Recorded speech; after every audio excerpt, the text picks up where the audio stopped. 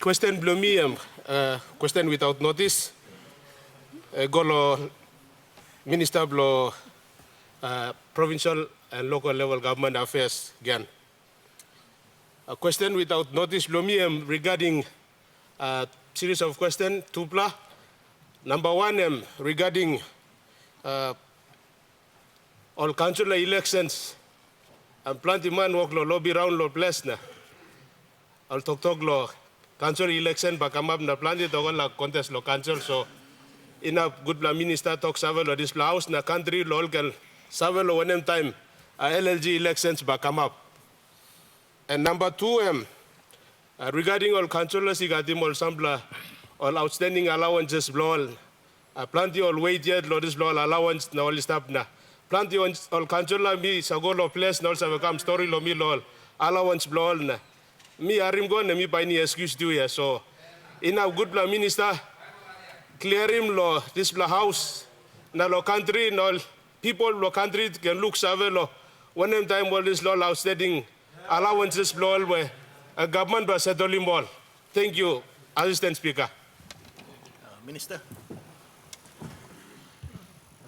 It seems that it's my day, but thank you, Mr. Assistant Speaker, and I thank the Honourable Member for Menyamya for his series of questions, very important questions, two questions that are kind of waiting to be answered. And first question is to do with LLG election. Yes, it's a very important election that has been kind of been delayed, but government need to carry out this important election. I think last year I presented this issue in some details in relation to the laws, and that relates to LNG election. Currently, the law says that LNG election is supposed to be conducted concurrent with the national elections. And in the case of 2022 election, we've already conducted an election, and here we are, the leaders who are sitting here. But by law, after national election is conducted, after the return 3 months thereafter, LNG elections are supposed to be conducted. I think we as a country had some problems in relation to conducting of elections since 2012. As we all can recall, 2012 we were unable to conduct election immediately, and it was deferred to 2013. And in 2017, again it was deferred to 2019. And 2022, the same type of problem exists.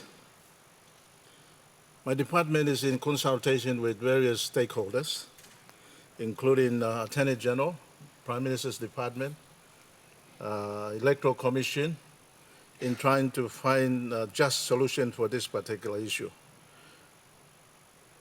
If we follow the present practice, it may mean that our councillors would have served 2.5 years, which they should be serving 5 years of their life as councillors. And therefore, we've been looking at how we can best address this issue. And that is, we need to amend the legislation in order that when National Parliament dissolved to go for election, then another form of government or LNG or third level government should be in existence. And that's the option we are looking at. We have already prepared a cabinet submission, but we withheld it because of ongoing problem with Electoral Commission. But we'll be looking at ensuring that current ward members will perform their task until 2024. Meanwhile, we'll look at amendments of various legislation in order to allow LNG election to be conducted and run its own life, rather than waiting upon or in concurrence with national election. So when one government is out of operation, one government is in operation. So those are the options that we are looking at. And the matter will be brought to Cabinet. After Cabinet approve the proposal, then we'll be advising the nation either through the Parliament or through the Cabinet. So that's the situation. In summary, I think the issue is really, we will be conducting election, but be fair to the serving councillors so that they can serve the mandate until 2024. And then we can then, in between, amend the legislation to ensure that LNG election is conducted in its own time and have its own life other than following national elections. The second issue, Mr. Speaker, Mr. Assistant Speaker, is to do with the allowances. Yes, I am fully aware of it. We as a government have done what we could up until the end of last year to access 21 million. The 21 million is to cover allowances and salaries for ward members since April last year to December last year, and including January this year. I've been given assurance by Finance Minister that funds will be accessed and secured so that we can pay our councillors throughout Papua New Guinea. Let me apologize to our councillors for waiting for a very long time. You play a very important role. You're face of government on the ground. That's why this government, Marape, Roswell government, we highly commend and support what you are doing on the ground.